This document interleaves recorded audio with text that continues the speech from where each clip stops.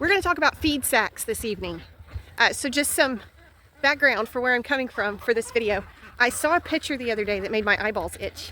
It was a picture of a feed sack that somebody had stabbed the top of it and sliced it open with a knife, which is not the ideal way to open a feed sack. And so at first I was like, why in the world would you do it that way? I'm wearing a very appropriate shirt for this, by the way. I was like, why in the world would you slice it open like that? There's so much easier ways to open a feed sack.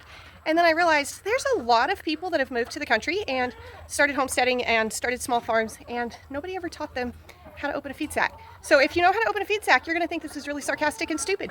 But you're not going to come on this video and make fun of people who don't know, because you don't know what you don't know. Full disclosure, I am not going to blur the brand name.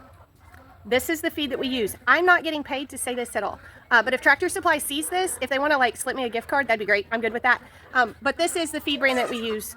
I don't get any endorsements or anything from them, but it's the one I like. On a feed sack, you've got this tape across the top, and there is a row of stitching that runs through it.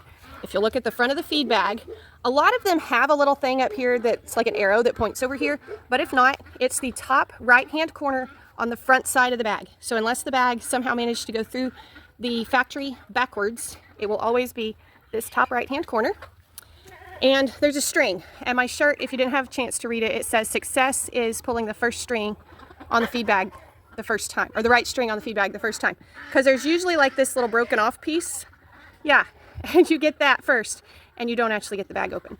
We don't need that piece. We need this piece right here. And come on, you're just gonna get it and pull it. All of those stitches will come out all the way down. I'm not gonna open it all the way because I do this a little bit different, but as you pull it, it's gonna undo those stitches.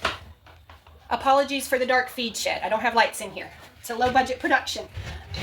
So, what I do, because I am not muscle man, I take my bag and I set it on the edge of the feed can. Hopefully you can see this. I set it on the edge of the feed can with the top kind of draped down, and then I pull that string. That whole top and the string comes loose. Then you can dump the feed, and you don't have any part for it to hang up on. So if I had taken a knife and sliced under here instead of pulling the ribbon, then this part is sewn and this part is open, and as you dump, a lot of feed gets hung up in that part at the top, and that's frustrating.